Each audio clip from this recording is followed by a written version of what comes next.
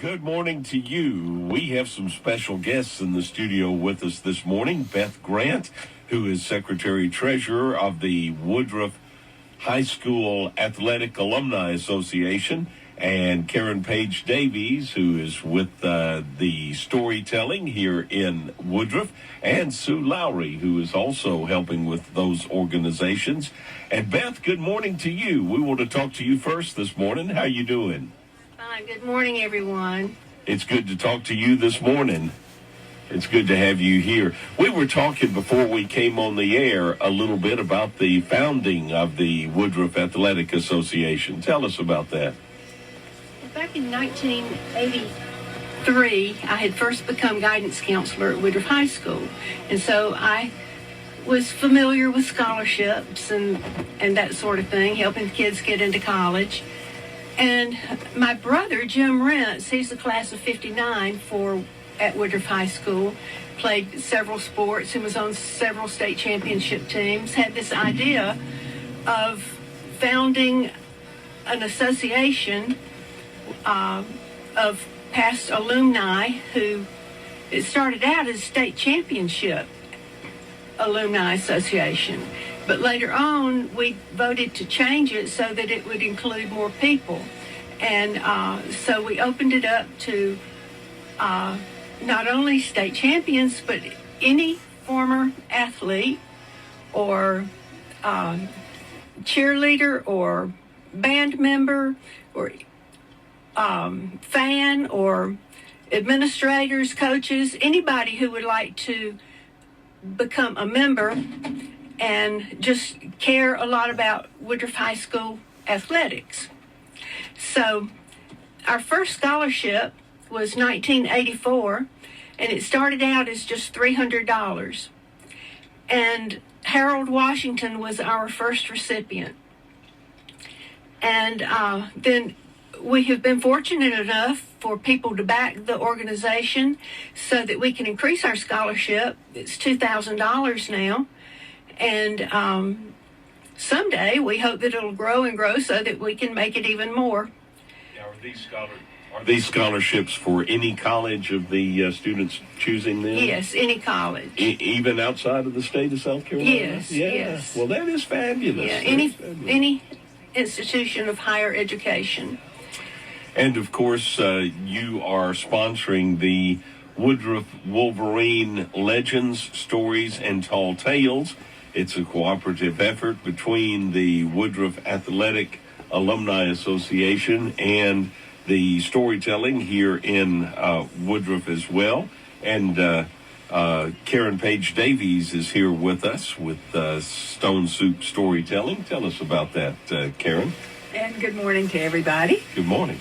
And it's nice to be here again. I love coming up here and sharing things with you, Bob, up here. Appreciate you being here this morning. It's a cold morning outside and a hard morning to get up out of bed this morning. It's 18 degrees outside here in the upstate. Well, and I said my little red car did not want to go this morning. But anyway, I can understand. So Stone Soup Storytelling was founded by a couple of teachers. Well, a librarian, Dixie Page, and Judy Wyatt, who was at the school. She was the SOAR teacher. And they formed the Stone Soup Festival in 1985, 86. And it has gone along and grown ever since. Wow. But it's been, it's a wonderful thing. What we do is we bring in professional storytellers from all over the states. And this year we actually have one that applied to come and tell a story from Quebec. Wow. So people are getting to know who we are, I think. For sure. More and more. For sure. What we do is, we tell stories. We have the festival is our main event. But then throughout the year we have other things that we have one called a Listen event, which is this year we focused on the American Revolution, and our stories there were not about the battles, because I think we cover that pretty well in South Carolina, but what we talked about were the people that were left behind. And that turned into a wonderful series. That one was supported by the South Carolina Humanities. But what we do is, the thing about, to get back to the storytelling part, the reason I think Beth and most any group in Woodruff, Stone Soup storytelling, we all have a story, and I think we can tell it. We can pick a story from any place in Woodruff. If I sit down with somebody for a very long time, we start telling stories. So it's a wonderful. That's what I think is so great about Stone Soup storytelling, in that you can serve or support or do anything to help connect people and bring us together. Absolutely. As a community. Well, tell us just a little bit about the event coming up tomorrow. Yes, it is tomorrow. It's here. We've been planning and preparing for this for so long, and we're so excited about it, and looking forward to seeing so many people who went to Woodruff High School. Not only is it going to be a storytelling event, but it is going to be a grand reunion. Right. And we're going to have some great food. We're eating at 12:30. 11 o'clock is when the tour starts. Coach Mike Morris is going to lead people around the school who would like to go on a tour between 11 and 12. And then 12 to 12:30, we'll have a meet and greet in the gymnasium. And we have such a beautiful gymnasium. I would just love for everybody to see that. We're so proud of it. We have pictures hanging on the walls of history of state championship teams and upper state championship teams, and then there are plaques all over the wall where people have won, like, ping pong tournaments and the 50-yard dash, and I mean there's just all kinds of events where you've got people back from the 1950s on up to the present. Anyway. And they have plaques up there, too, that go back even before then, like for the history part, like the decades, the people that won the athlete of the decade and things like that. There's a lot of history in that gym. Wow. Yeah. So after we have our meet and greet, then we're going to go into the cafeteria and have lunch provided by Little Pig's Barbecue on South Pine Street in Spartanburg. And they never disappoint. They've done Absolutely. Lots of our events for us before. And then at 1 o'clock, we're going to start with the storytelling. And I've talked to a lot of people who said, "Oh, I've got a good story to tell." That's fun. So, yeah. The name of the event, Bob, is Wolverines, Legends, Stories, and Tall Tales. Wow. So these will be tall tales about events at Woodruff High School and the athletic events primarily. Yes. Yeah. Their Well, experiences. Yeah. And you were telling me, Beth, this morning that you have actually a CD of the basketball championship game from 1968. 66. 66, yeah. Woo. And I've got lots of those for sale, if anybody would like to buy one. Oh, that's great. And we have some other things that are memorabilia. We have helmets, I think, are going to be for sale.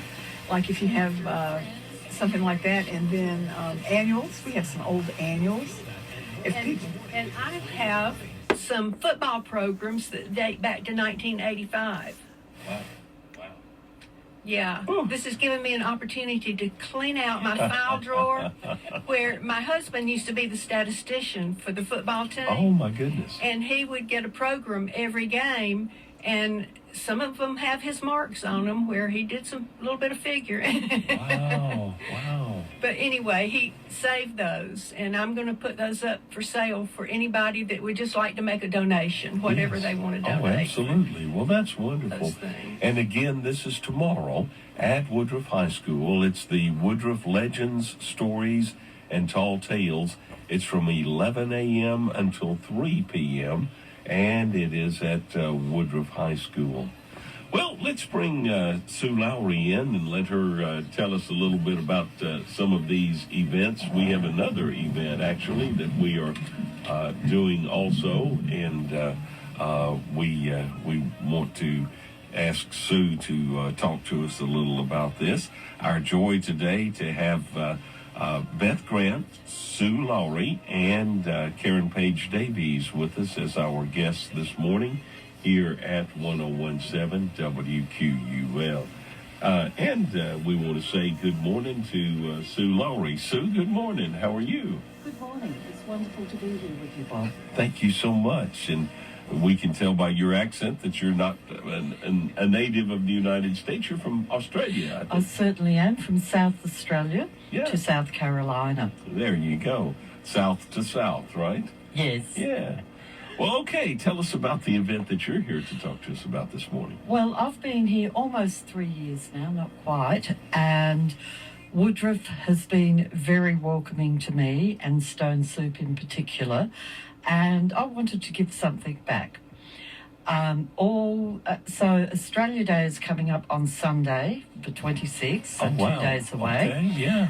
And I thought it would be wonderful if I could find lots of South Australian type foods that you don't usually get here and have a big Australia Day party like we'd have in Australia.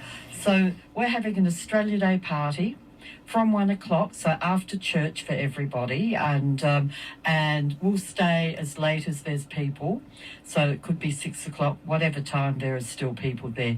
We'll have what we call the barbie, or the grill, as you would say. I'm constantly interpreting here, with what we call snags, which are thin sausages, thin beef sausages.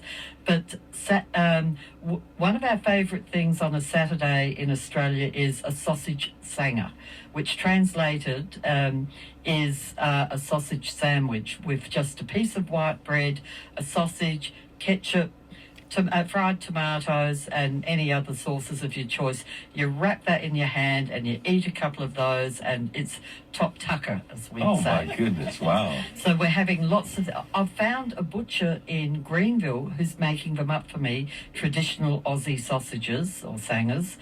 Our meat pies, which are very popular in Australia, we'll have plenty of those for people. And we'll also have lamb. We have to have lamb on Australia Day. And one of the supermarkets will cut it the proper way for me. And so we're having lamb chops on the barbecue as well. Wow. So very traditional. But the crowning glory is my homemade pavlova. Yes.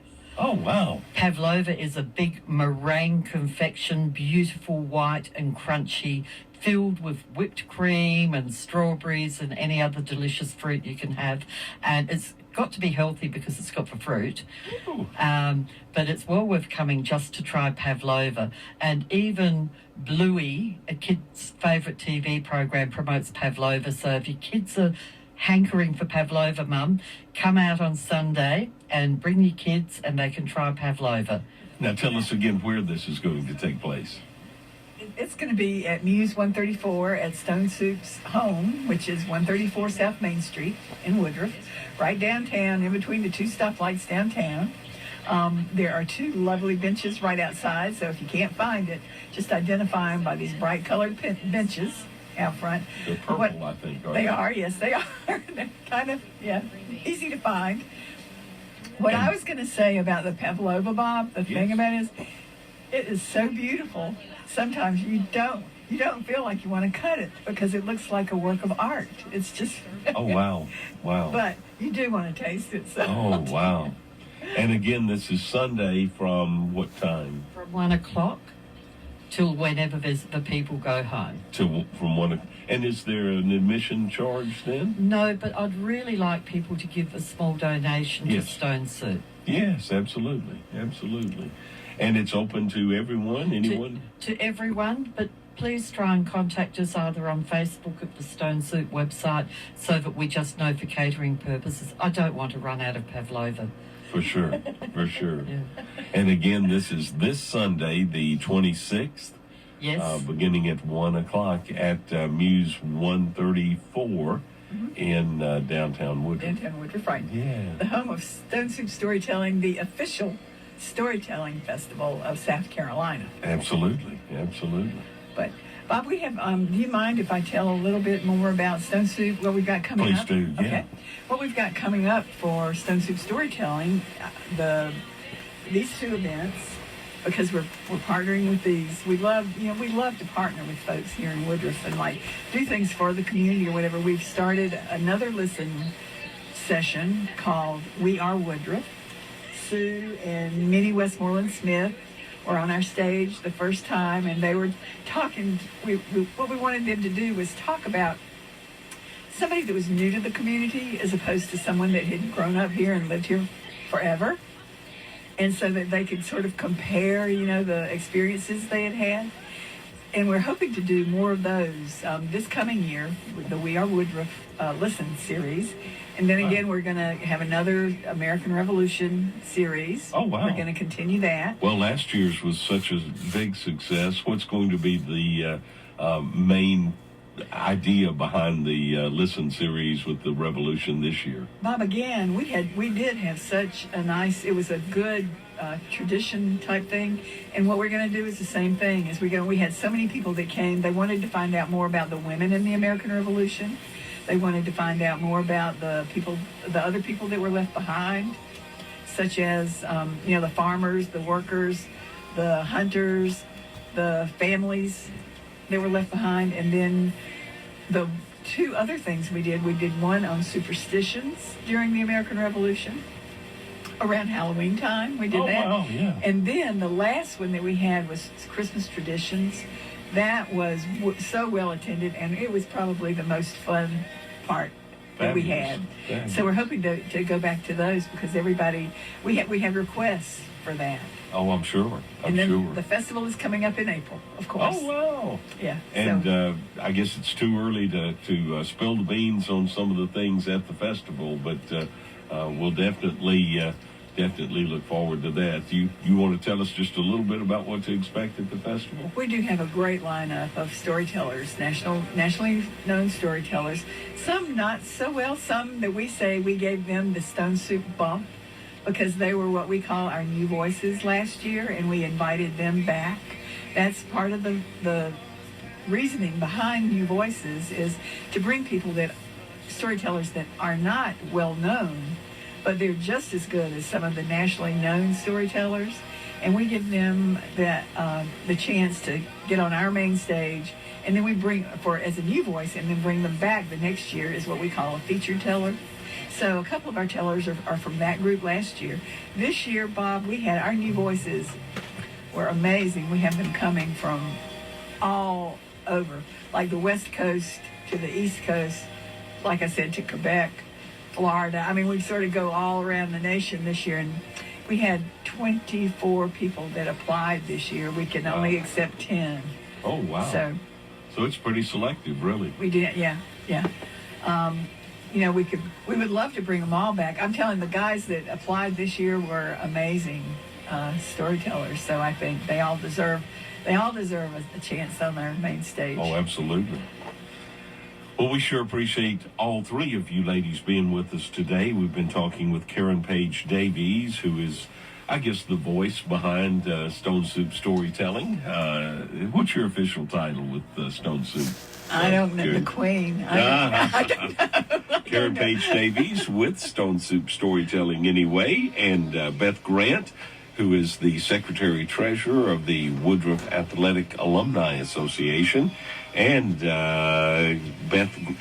Sue Laurie, who is with us from Australia, and she's talking about the Sunday event. Sue?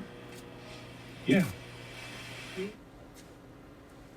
We're looking forward to that on Sunday, and great chance to sample some Australian chow, if you will. The interesting thing, you were talking about interpreting, Sue, and of course the ironic thing is that we all speak English in U.S. and in Australia, but yeah, we have to do some interpreting because it's... We're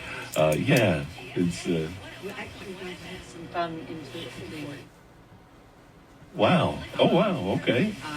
When we're going to have a lady who speaks perfect Southern say things and then have an Aussie interpret it into Australian. What we would say, our sayings, for instance, in Australia is a dummy. And because it's a dummy, if somebody throws a hissy fit in Australia, they spit the dummy. And there's lots of Australianisms that we'll explain on Sunday. How great. So again, these two events, one on Saturday, the Wolverine Legends, Stories, and Tall Tales. It is Saturday from 11 a.m. until 3 p.m., and it is at Woodruff High School. Then the event on Sunday is at Muse 134 in downtown Woodruff, and you can come and sample all of the Aussie chow, all of the Aussie food on Sunday beginning at 1 p.m. Ladies, thank you again so much. We appreciate you. Karyn? I do want folks to know that Stone Soup Storytelling has the wonderful opportunity to have an artist in residence this year. And Liz Love is our new artist that's going to be here in Woodruff. We're going to have a lot of new stuff going on at Muse 134 at Stone Soup at Muse. And Liz has a wonderful lineup of ideas, great ideas for events and things that we're going to do, some open mic nights, some, whatever. And Liz is here with me today. But she could say hello if that would be okay. No, you don't have. Do we have time? Do we have time? We can. Yes. So now we just have the seating. Yeah, we're doing. She was here. Yeah, she came in early. Yes, but and we're so happy to have her with us because she and I we really click. I think when we start talking about things that we want to do. So I'm looking forward to it. We have. But let me introduce Liz Love, and Liz is local. Not right in Woodruff, but the surrounding area. And we were just thrilled to have, we again just kind of met walking down the street one day, or Liz came in and said hello. And I think we're going to have a wonderful thing going on there. Liz, we're almost out of time, but we want to say hello to you and tell us just a little bit about you. Hey, Bob. Well, first of all, I am really honored to be the very first artist in residence at Stone Soup Storytelling and Muse 134. And I will be having some open mic nights on Monday night open mics for poetry, songs, comedy, storytelling. If anybody's interested, keep an eye out for that. You can follow me at Liz Love World on all platforms and find out about that. And I've been writing and performing for about 15 years, had a writer's group. And now I do intro to spoken word classes, and we'll be having improv classes starting soon. So we've got a lot of stuff happening at Muse 134, but I hope to see everybody this weekend. Wow, that's great. Well, a chance for you to come out and meet Liz Love, as well as enjoy all the other festivities at the Wolverine Legends, Stories, and Tall Tales on Saturday, and the event at Muse 134 on Sunday. Well, ladies, all four of you, thank you so much. We appreciate the chance to chat with you, and we'll look forward to seeing you this weekend. Bob, thank you so much for having us. We Thank appreciate you. it.